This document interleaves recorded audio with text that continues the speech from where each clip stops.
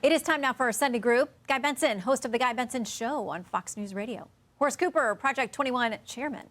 Leslie Marshall, Democratic strategist. And Josh Kraushaar, editor-in-chief of the Jewish Insider. Welcome to all of you. This seems to be one of those things we can't stop talking about. Leslie, what's your take on where we are in the case? Nowhere. I mean, sadly, we were just talking about this in the green room, and I know what happens in the green room stays in the green room, but I'm going to, spill some of it. I personally, and look, this is just my opinion, I have always felt that this was not a kidnapping for ransom. I don't believe in any of these ransom notes. Sorry, TMZ, stop reading them. It legitimizes the fakeness of it if that's the situation. I do think it might have been a robbery gone bad. I think that the guy on the video, we were just talking, I think somebody knows him. Please help, the authorities. And I also think he looks very amateur, going over and getting flowers and covering the Ring camera. It's a very dark area. All of the reporters have been saying that. Our reporters have been saying that. There's no street lights. So I just think this might have been a robbery gone bad. Well, and Horst, there was some talk of whether local and feds were working together, but the local sheriff keeps saying, like, from day one, I've asked for and used their help. It's not a turf war. This sheriff brings to mind the book Amateur Hour. I mean, this is a guy who appears not to understand some of the basic law enforcement responsibilities. You close the property down, no one can access it. You open it back up, and then you find people accessing. Apparently, it's pool cleaning day, and you just cross over the yellow tape and come in and clean. This is not the way that you make sure that you lock down. And so when the sheriff tells me that he believes that everything is great between him and the FBI, I say balderdash. Well, and Josh, it included a pizza apparently being ordered to the property and walked right up to the door. Yeah, there's been a lot of evidence, the video footage being the most significant, but I do get the sense, as Horace does, that there's been something of a Keystone Cops element to to this case. I've been watching a lot of the briefings from the Pima County Sheriff, and it just feels like we're not getting a whole lot of information. There's not been a whole lot of transparency, or maybe they just don't have the information to share, but it's been 2 weeks.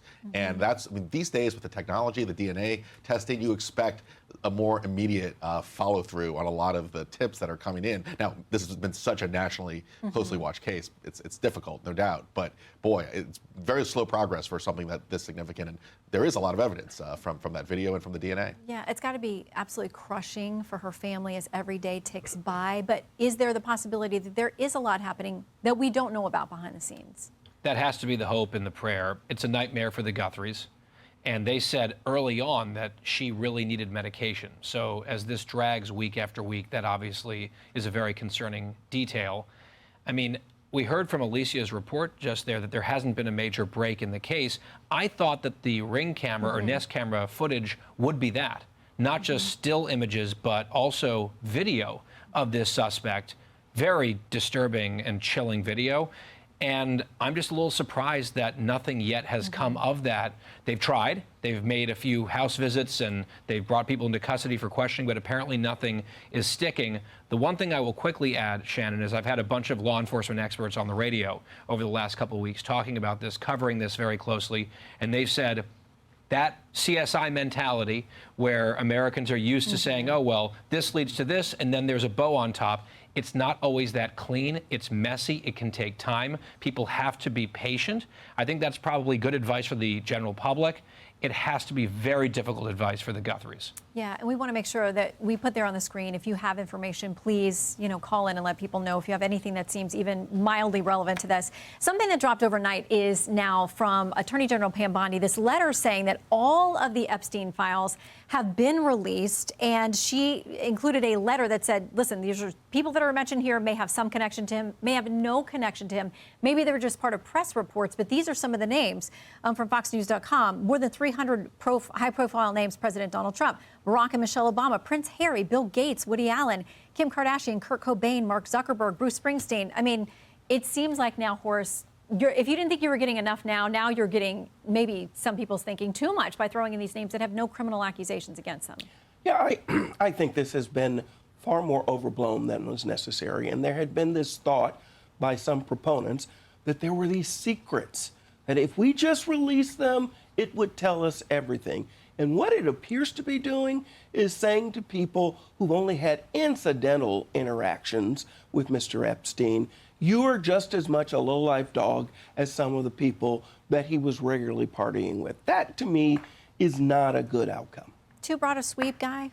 Or too little too late? Well, I think the fact that we had members of Congress naming people on the House floor who were just, frankly, warm bodies from a police lineup who had nothing to do with this whatsoever, being called powerful people with all this sinister cover-up allegation, that is not a good look. There's a reason why, in cases like this, redactions do matter, because you don't want to besmirch innocent people. You want to get the truth. This was evil.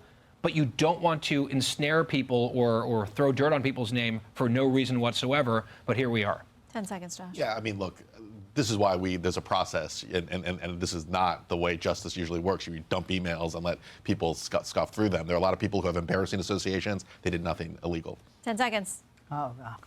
Where do I start? You know, there are accusations of rape, of torture, of children. If people are offended because some names are being listed, sorry. We don't need a release. We need an investigation. We need people to be arrested. We need people to go to jail. There are allegedly bodies that have been buried. Justice? We don't have justice for the victims until this is seen through to the end. All right. Thank you very much, panel. Great to see all of you.